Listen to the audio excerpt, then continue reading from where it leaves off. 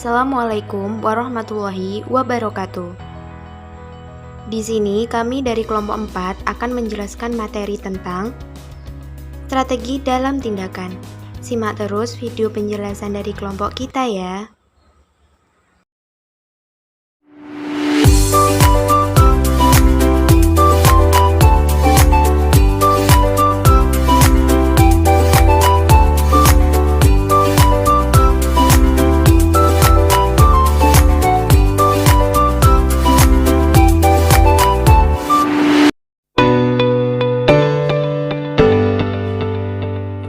Materi pertama tentang tujuan jangka panjang. Tujuan jangka panjang atau long term objective menggambarkan hasil yang diharapkan dari penetapan strategi tertentu atau dapat diartikan sebagai hasil spesifik yang ingin didapatkan oleh suatu organisasi dalam mengejar misi dasar perusahaan tersebut. Sedangkan strategi menggambarkan tindakan yang diambil untuk mencapai tujuan jangka panjang. Tiap-tiap tujuan juga harus terkait dengan garis waktu. Kerangka waktu bagi tujuan dan strategi harus konsisten, biasanya berkisar antara 2-5 tahun.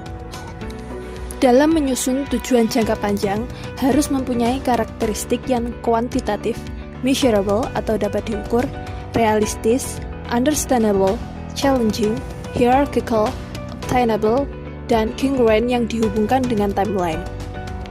Tujuan jangka panjang dapat memberikan petunjuk, memberikan sinergi, membantu dalam evaluasi, menetapkan prioritas, mengurangi ketidakpastian, meminimalkan konflik, mendorong penyelenggaraan usaha, dan membantu dalam alokasi sumber daya serta mendesain pekerjaan. 2. Jenis-jenis strategi. Terdapat 11 jenis strategi yaitu sebagai berikut.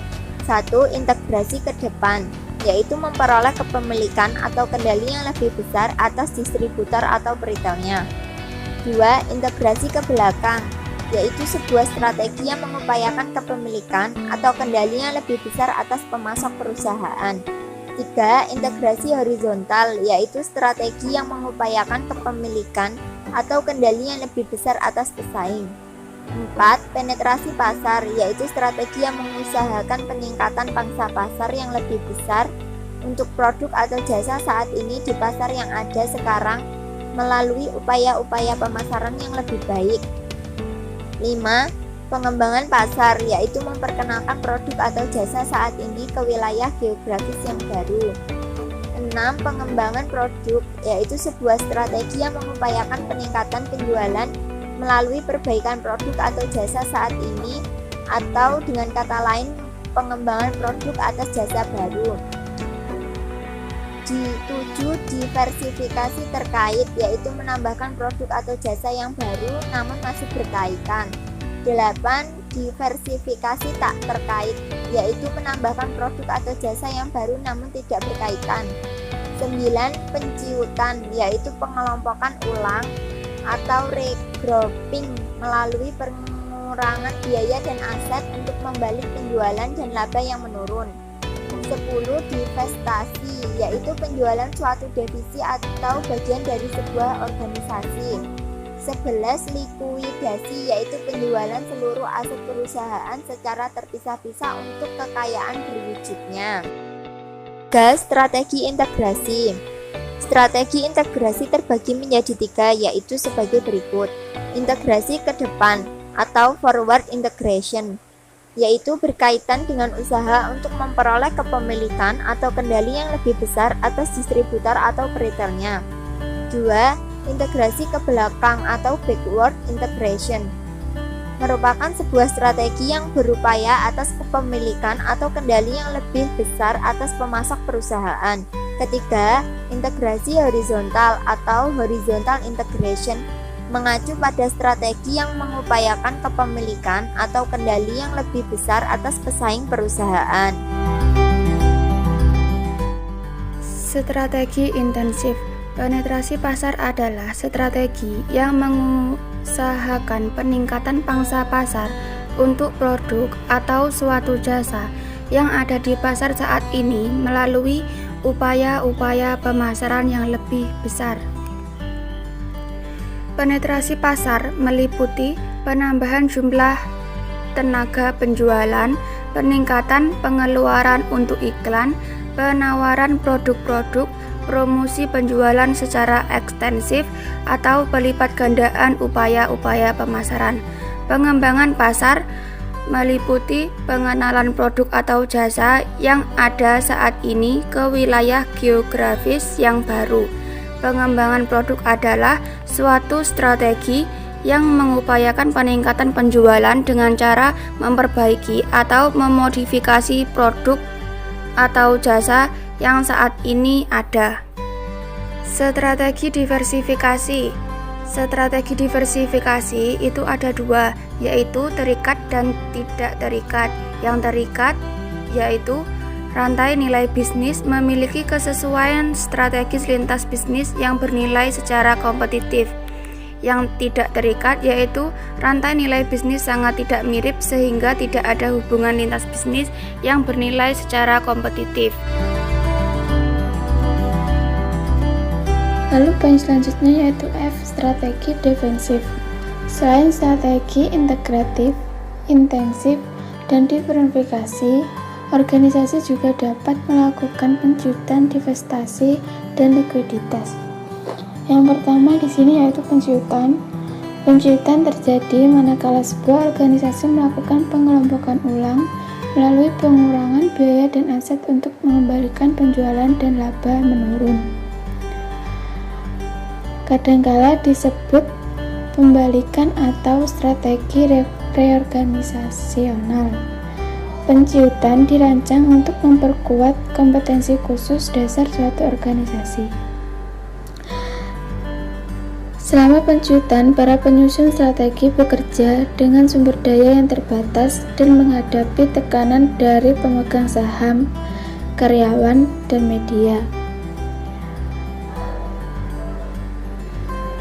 Di sini terdapat 5 jenis kebangkrutan di Amerika Serikat yang diperbolehkan oleh hukum, yaitu yang pertama, kebangkrutan chapter 7 merupakan sebuah prosedur likuiditas yang dipakai hanya ketika suatu korporasi tidak punya harapan untuk beroperasi secara berhasil atau untuk mendapatkan persetujuan kreditor yang dibutuhkan.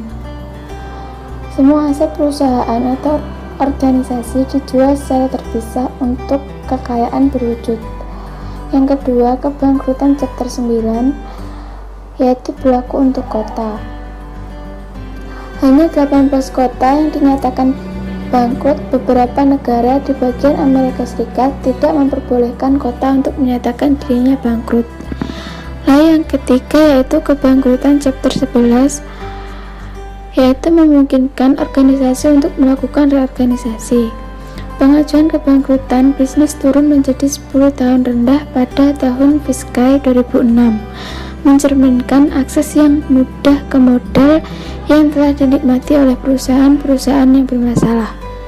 Pengajuan chapter ini turun sebesar 20% menjadi 27.333 dalam 12 bulan yang berakhir pada 30 September menurut Kantor Administratif Pengadilan Amerika Serikat. Namun, para analisis mengharapkan kenaikan kembali pengajuan kebangkrutan pada 2007 sampai 2008 karena pasar kredit yang semakin ketat dan persaingan harga yang lebih besar antar perusahaan.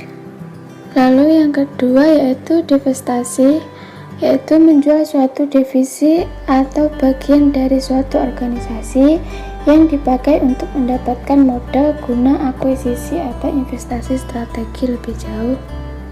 Dan yang ketiga yaitu likuiditas, merupakan menjual seluruh aset perusahaan secara terpisah-pisah untuk kekayaan berwujudnya. Pengakuan kekalahan dan konsekuensi bisa menjadi sebuah strategi yang sulit secara emosional. Materi ketujuh adalah 5 strategi generik Michael Porter.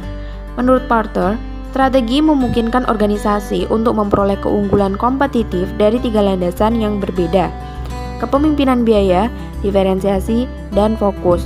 Strategi kepemimpinan biaya merupakan strategi yang menekankan pemproduksian produk-produk yang distandarisasi dengan biaya per unit yang sangat rendah untuk para konsumen yang peka terhadap harga. Terdapat dua tipe alternatif kepemimpinan biaya, yaitu tipe 1 dan tipe 2. Tipe 1 adalah strategi biaya rendah atau low cost yang menawarkan produk atau jasa kepada konsumen pada harga terendah yang tersedia di pasar. Tipe 2 adalah strategi nilai terbaik atau best value yang menawarkan produk atau jasa kepada konsumen pada nilai harga terbaik yang tersedia di pasar. Tipe 3 strategi generic porter adalah diferensiasi. Diferensiasi adalah sebuah strategi yang bertujuan menghasilkan produk atau jasa yang dianggap unik di industri dan diarahkan kepada konsumen yang relatif peka terhadap harga. Strategi fokus. Terdapat dua tipe alternatif strategi fokus, adalah tipe 4 dan tipe 5. Tipe 4 adalah strategi fokus biaya rendah atau low cost fokus yang menawarkan produk atau jasa kepada sekelompok kecil atau kelompok ceruk konsumen pada harga terendah yang tersedia di pasar. Tipe 5 adalah strategi fokus nilai terbaik atau best value fokus yang menawarkan produk atau jasa kepada sejumlah kecil konsumen dengan nilai harga terbaik yang tersedia di pasar. Materi yang terakhir merupakan sarana mencapai strategi. Sarana mencapai strategi meliputi usaha patungan atau kemitraan atau joint venture, merger, akuisisi, akuisisi ekuitas swasta, keuntungan pelaku utama, dan pengalih kontrakan. Usaha patungan merupakan strategi populer yang dijalankan manakala dua atau lebih perusahaan membuat persekutuan atau perkongsian sementara. Merger merupakan dua organisasi yang berukuran kurang lebih sama bersatu untuk membangun satu unit usaha. Akuisisi merupakan organisasi besar yang membeli atau mengakuisisi suatu perusahaan yang lebih kecil atau sebaliknya. Akuisisi ekuitas swasta, di mana perusahaan membeli perusahaan lain dengan harga rendah kemudian menjualnya kembali dengan harga premium atau tinggi. Keuntungan pelaku utama, manfaat yang mungkin diraih sebuah perusahaan dengan masuk ke pasar baru atau mengembangkan suatu produk atau jasa baru sebelum perusahaan pesaing. Pengalih kontrakan merupakan bisnis baru yang berkembang dengan pesat yang melibatkan tindakan suatu perusahaan untuk mengambil alih.